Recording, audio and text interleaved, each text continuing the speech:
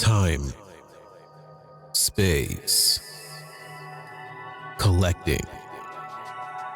A multiverse of stories shaped by the choices we make. We are your guides across the Marvelverse, exploring everything from the MCU to cards and collectibles. Because every piece we collect tells a story. The question is, what does yours say about you?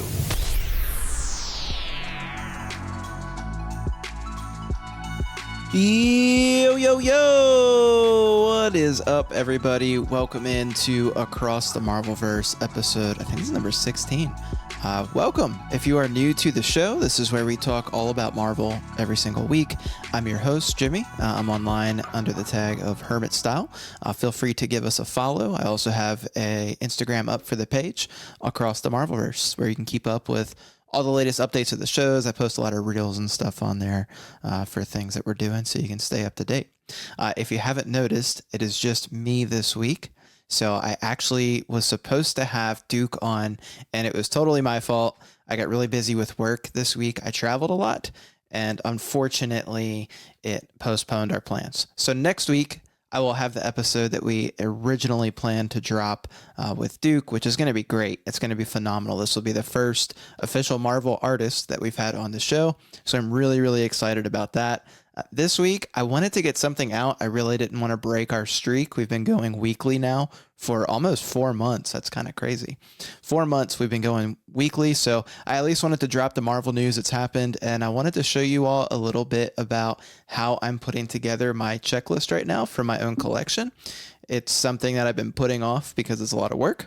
But I just wanted to show you, it might give you some ideas on how you can organize your collection and get an idea of what you want to chase, what you want to focus on, and just how to keep an eye on everything. So if you're a numbers person into Excel spreadsheets, stuff like that, we're going to talk a little bit about that. But this will be a pretty short episode, so hopefully no one's too disappointed. But we're gonna jump into the news to kick us off. The Watchers Report. All right, so some Marvel news, starting off with things from the MCU. Disney Plus has confirmed 5 new Marvel releases for the rest of 2025. So nothing too crazy, by the way, but Marvel's Iron Man and His Awesome Friends, more of a kids animation show.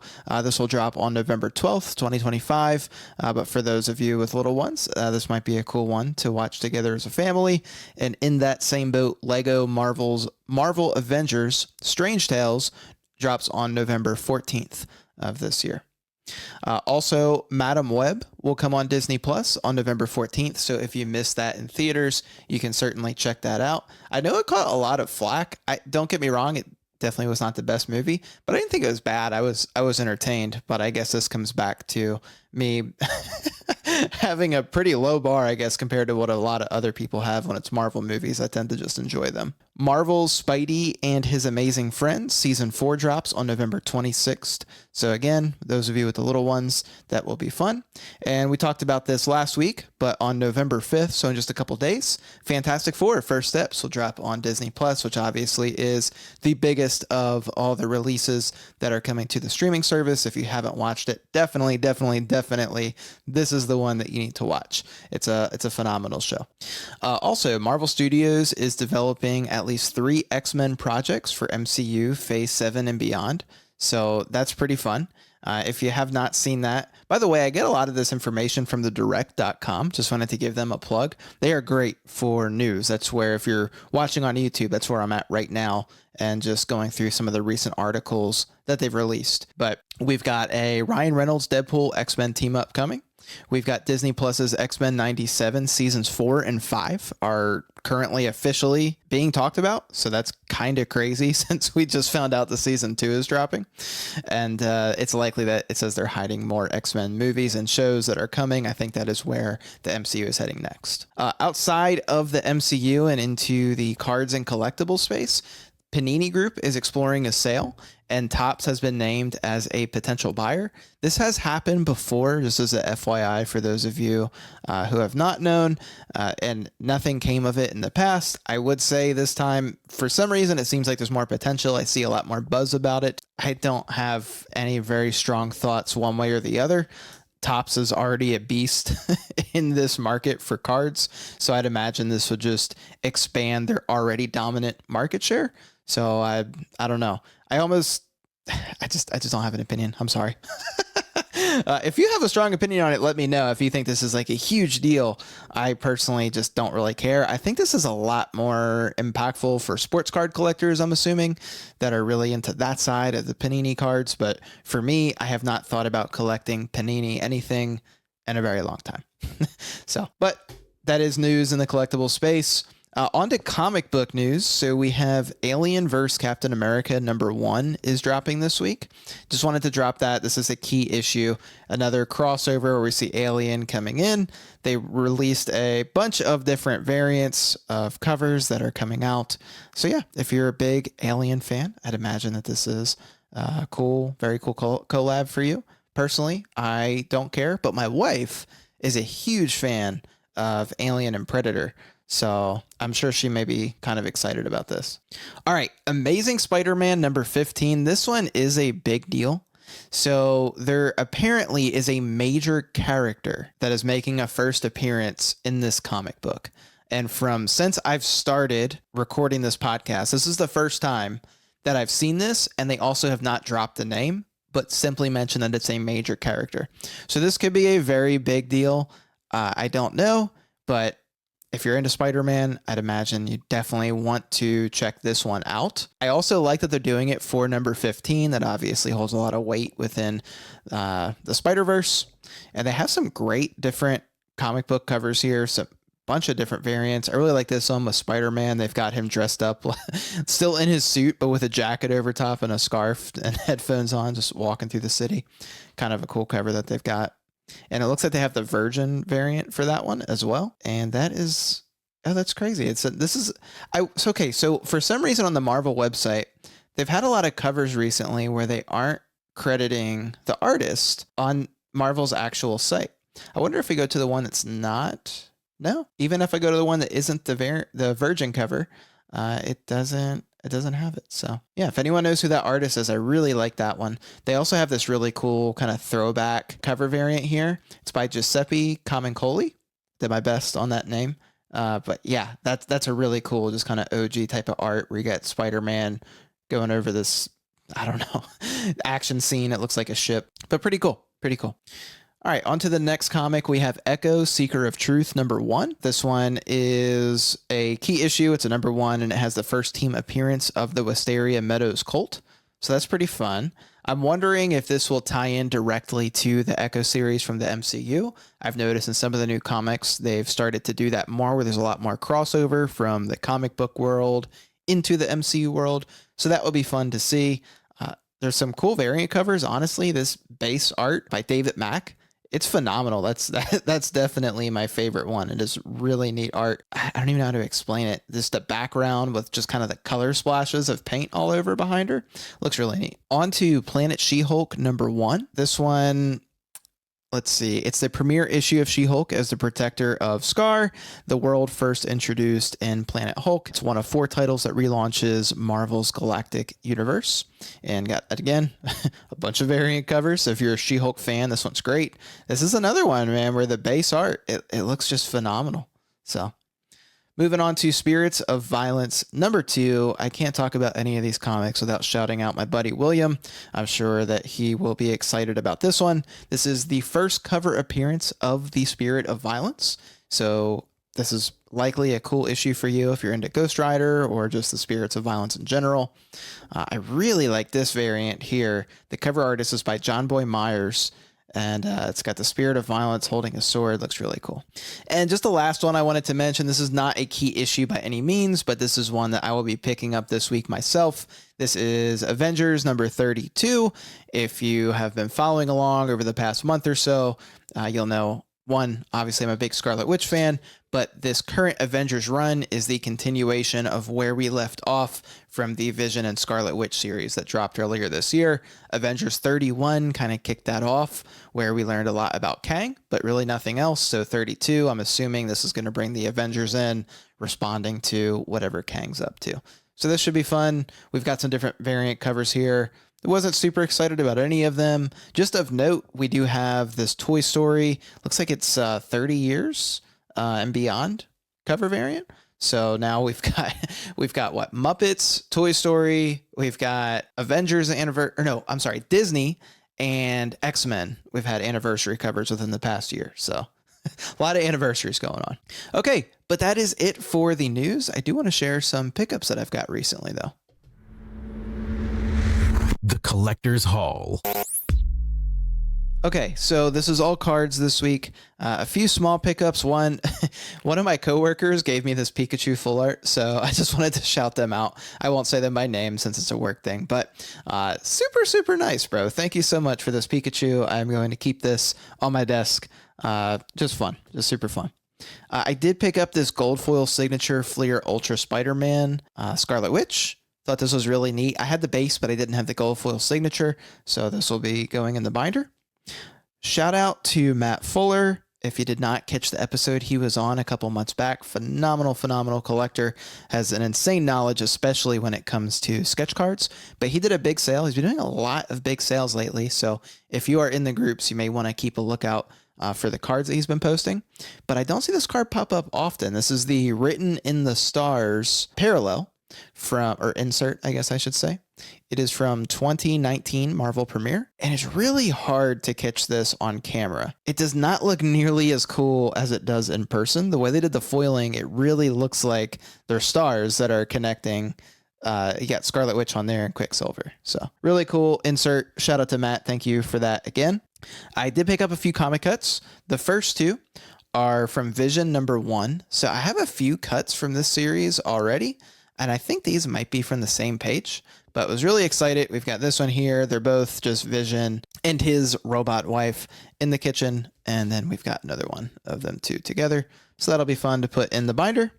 And then this one, Beginnings. Man, I love Beginnings clips. This is from Avengers #17. This is an important issue for Scarlet Witch. This is the issue directly after her and Quicksilver join the Avengers, and the first time that she has like a bigger action role on the Avengers team. All right. Now on to my two big pickups. I almost kept these until I have someone to be excited with these about on this show, but I want to show them off so I can put them in the binder and see how they look. I don't put anything in my binders until I show them on the podcast. So the first one, which one should I show first? Okay, we'll show this sketch. So this one has a fun story behind it. I first saw this sketch on YouTube because Justin, Spidey Hits, who was a former guest on the show, I believe he pulled this. I think this is a pack pulled sketch card for him. It's a Marvel Masterpieces 2022 by Kat Lorang. And man, when I saw it, I was like, dude, I would love to have that. Kat Lorang has a very unique style, and I've been wanting to add some of her art into my collection. And I knew that he had made a deal with someone at the time. It just wasn't, I wasn't even in a good spot to make an offer.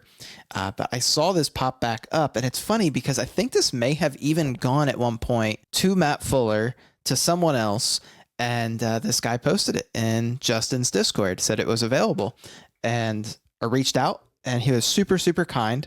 I needed to sell a few things to be able to get that and one other sketch I wanted from him, and he held them for me, let me take some time to sell, and I was lucky enough to get that. So super pumped. And the other sketch card I picked up with him, this is a pack pulled 2017 Marvel Premiere. Now I need to double check that this is pack pulled. It's not on AP stock, but I found an old post of this card where someone noted it was an AP, so I need to reach back out to him and confirm that.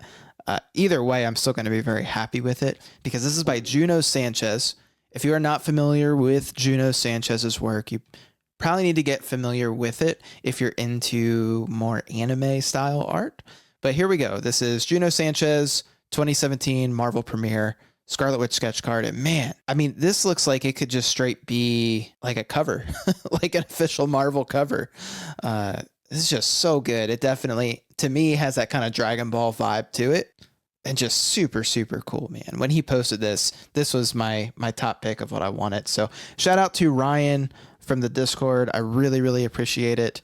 And yeah, excited to put these with all my other sketch cards. Okay, that is everything for my pickups. So we're going to go into today's main topic, which is all about how I'm putting my checklist together. Today's focus. I've been trying to get more organized in how I'm collecting, and I'm kind of all over the place, right? I collect Dragon Ball, I collect Marvel. Within Marvel, I collect Scarlet Witch. There's also sets I collect. So I needed to start building a checklist that I can just put all of the cards I'm interested in, and then I'm going to have a column for cards I need versus cards that I just want or would be nice to have. So I'm going to share my screen and show this little Excel spreadsheet that I've been working on. So it's a little ridiculous. I'll preface it with this, but just so you can get an idea of what I'm doing, and maybe this gives you some ideas on what to do with your own collection. So I'm putting a picture of the front and back of the card, as you can see here, and then there's all kinds of information that I have throughout the spreadsheet. But it starts, this is in Excel, so in columns A and B, it's just a picture of the card front and the card back, and then I have a column that says status. So in status, I will either say that I have the card, that I need the card, or the card is in transit. Shout out to my friend Nathan, who gave me the idea of putting that in there to try your best to avoid buying two of the same card. So that's pretty fun. And it goes on to go through the card name, the set that the card is from, the card number, and then the rarity or parallel. So for rarity / parallel, I just put the name of it. So is it a base card? Is it, if we're talking Marvel Platinum, right? You've got Orange Checkers, Pink Pulsar, you've got a million, Red Prism, you've got Teal Wave, all those different parallels. That's what I would put there, just to specify what type of card it is in the set. Then it goes to release date. Right now, I'm just putting the year. Once I have all my sets cataloged, I'll put the actual day that these sets were published. But for right now, it is much, much easier to just do the year. So going to come back to that. The reason though I want the day is because when I put these in binders and I showcase them in a collection, I want to go by order of release date. So I can go from the very, very, very first card that was ever printed all the way up to modern in the exact order that they released. So that will be super fun trying to figure all that out. The company who made the card, and then the type. So for type, I have different labels right now. I'm sure these will probably change as time goes on, but the current types that I have are cards from a board game, just normal cards. So card is just going to be like cards from Upper Deck, Rittenhouse, Finding Unicorn, Cockawell, the typical sets, tops, whatever. Jumbo cards, which are some special oversized cards that have been made throughout the years. Playing cards. So playing cards are going to be like literal playing cards to play poker with. There's been multiple runs where they've done official Marvel sets that were just on playing cards. Tarot cards, and then TCGs. So TCGs are going to be your cards from like Overpower, Wise Shores, and things like that. Again, I'm sure this list will grow, but that is just where I'm at currently. And then we get on to some specifics. If you're following along on my screen share, I'm sorry. This is where it gets blank. These are things I'm going to fill in once I have the checklist put together. But you'll see it goes through to the serial number. So you know if this is a serial numbered card or not. It'll just have the number here. So if it's at a 99, it'll just say 99 in that column there. For the set card production, okay, so this is going to be how many of these cards were produced in this set, which that will be an absolute pain to figure out and will be a formula that I put together based on the next ones. So these will be the total packs. So total packs is the actual number of booster packs that were made from this set. So whatever the production run was, that's the number that will go here. Same goes for the total number of boxes, the total number of cases, and then we'll have the total number of boxes per case. Usually you'll see like 12, 14, 24, things like that. We also want to know how many booster packs came in a box and then how many cards came in a pack.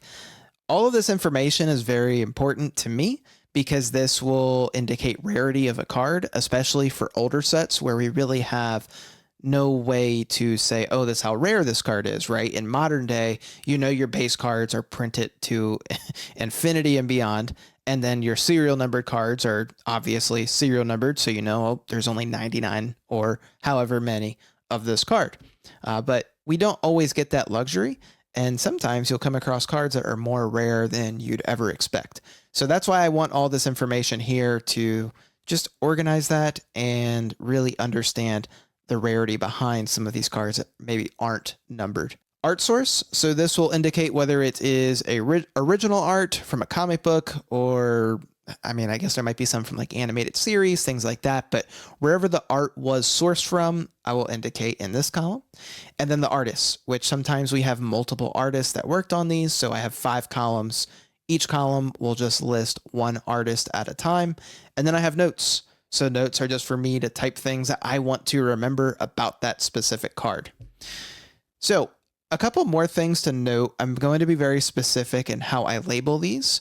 So my idea is eventually to be able to index anything I want. So for example, if I wanted to just index art by Casey Parsons, I would be able to just sort and filter, and it would be able to pull data from all 5 columns that I have here for artists 1 through 5, and just pull every card that Casey Parsons was ever a part of.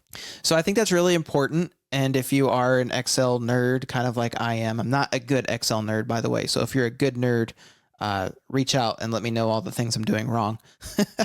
But I do like Excel and I like playing around with it. So I'm very intentional in setting this up so I can really start to manipulate this data in a way that's meaningful and in a way that I can search and just do what I want with it. Some other ideas I have for columns I'm going to eventually add is location. So that will indicate what binder or where I have the card put up on display. And yeah, I guess that's pretty much it for this checklist. If you all have ideas though on how I can be more specific or other things that I can do to just make it better or more organized, I would certainly love to hear. I will say, coming back to what I'm putting in the checklist, this is truly every card I can find that has Scarlet Witch on it. So you can see here, there's some team shots. So for example, these are Rittenhouse cards from 2006 from the Complete Avengers set, where they pulled a lot of images from the comics, and you just have a ton of group shots. So anything with Scarlet Witch on it, I'm putting the front and back of the card. And yeah, that's basically all I'm doing. I'm finding every single card with her on it and then going from there. I will say, if you're doing this yourself, one thing you also should look out for is some cards have images on the back. So if you are into making sure you have all cards where your character is on the front and back of the card, you'll have to be a little more careful on how you look for those because they are not always indexed well. For example, if we look at this set from Dangerous Divas, that's from Rittenhouse, a lot of these cards on the back go together to actually make a puzzle. So unless you have all the cards together, you may not realize what characters are there. So that will take a little digging and going to each individual set, looking through all the card backs and seeing if your character is on it, if it wasn't already indexed. The last thing I want to do is just show how I'm capturing a lot of this data. So I'm just going to do one together live on the show. So if we go over to the trading card database here, I'm going to pull it up and let's see. So I'm pulling up right now tcdb.com. So if you are unfamiliar with tcdb.com, it is an excellent source for any character collector. You can type in your character's name and it will literally pull from amazing people an index of just every single time they appear on a card. Now, I will preface it with saying it is not always 100% accurate. So certainly do your own research and just use this as one tool of many to find all the cards that you wish to collect. But let's just pull one over. So what I'll do is I will click on the card I want. I'll open it up in a new tab. And what's really nice is you can copy image. I would imagine you can do this on most computers. You can copy the image straight from tcdb.com and you can literally just paste it right into Excel and it will be oddly sized, like it won't fit in the box that you want it in. But in Excel, if you just click on an image, this little box will come up to the right of that image. And if you click it, it says place in cell and it will just automatically size the image to the cell you want it in. Amazing. Makes it super, super easy. If you ever run into an issue where it goes into the wrong column, all you have to do is before you place it, just hit the down arrow on your keyboard one time and it will move the image ever so slightly down, and that will make sure it goes into the correct cell. But I do the same thing for the card back. So I copy it and I just paste it right into Excel. And then all I do is just fill in the information. That's pretty much all I'm doing. I'm going one at a time, filling these cards in. I'll just copy the card name, set name. I'll put in the card number. And if I'm doing multiple cards from a set at the same time, you can just highlight all that information and copy it down to as many columns as you'd like. That'll just save you a little bit of time. But yeah, that is what I've been doing with my life. I'm at 118. I'm nowhere near being done. There's, I think, thousands that I need to get through. So this will be a project I'll probably be working on for the next month or so. But I'll be excited when it's done. And yeah, if, like I said, if you have ideas on how I can improve it, I would love to hear.